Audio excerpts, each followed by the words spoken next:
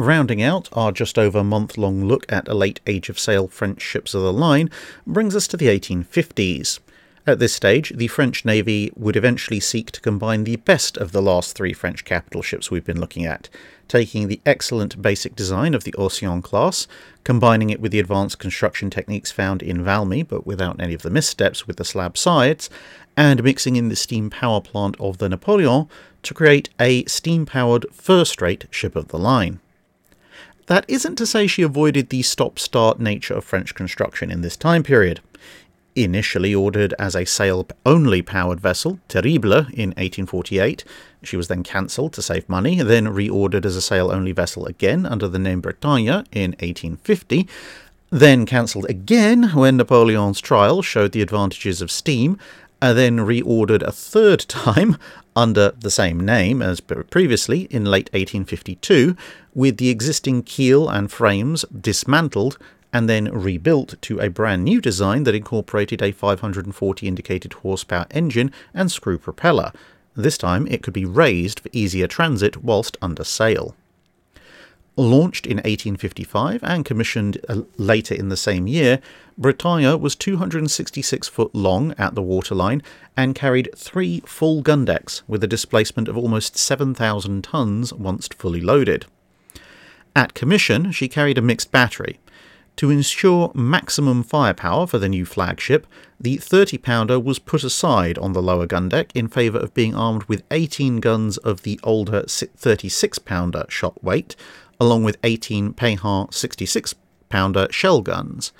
The middle gun deck carried 18 short-barrel 30-pounders with another 18 Payhan guns. The upper gun deck carried 38 single 30-pounder carronades, with the open main deck having another 18 30-pounder carronades and a pair of 164mm shell guns, for a total of 130 guns.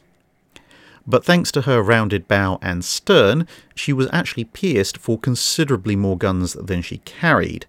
This allowed for provision to be made to allow various guns to be moved around to different gun ports, thus allowing the formation of a considerable fore or aft battery when needed, as well as being able to slightly increase the broadside weight when she was undertaking slow or stationary fire operations such as shore bombardment, where the slight list that this would cause would not be too much of an issue. This battery gave her a total broadside of just over 2,900 pounds, or approximately the same weight as a single 16-inch Mark 8 Super Heavy shell with a single average weight man hanging onto it. Upon commission, she briefly took the title of largest and most powerful warship in the world off of HMS Duke of Wellington, which had itself claimed the title a couple of years earlier, retaining the title until 1859 when it was taken back by HMS Victoria, who would be the last wooden warship to carry the title before the rise of the ironclad. Arriving in time to oversee the closing months of the Crimean War, her first significant mission was helping bring French troops back from that conflict, a role for which her immense size and the redundant spaces proved to be quite useful. Serving alternately in the Mediterranean and in the Channel, she then saw action in a series of conflicts centred around the second of 3 Italian wars of independence, primarily as a troop ship again, but also getting a chance to shoot up some forts and troops ashore.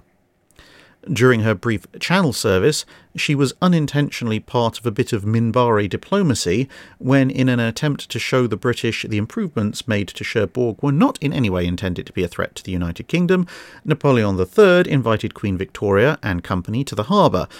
where it turned out a vigorous and active demonstration of the latest fortifications, the massive French flagship and its attendant fleet, as well as dedicating a statue of Napoleon I, who had of course tried to turn this very port into a base for the invasion of England, did very little to reassure, and everything to alarm, the British, who promptly started counter-invasion fortification and ship construction upon their return home. With the arrival of the ironclads, her brief career as the pinnacle of the French Navy was over, and in 1865 she was turned into a school ship and rearmed with a wide variety of modern shell guns in order to allow the pupils to learn how to operate the latest weapons. This career lasted another 15 years until she was replaced by the Ville de Bordeaux. With the two ships swapping names to allow the school to retain continuity, thus renamed, she was towed away and broken up shortly thereafter. That's it for this video. Thanks for watching. If you have a comment or suggestion for a ship to review, let us know in the comments below. Don't forget to comment on the pinned post for dry dock questions.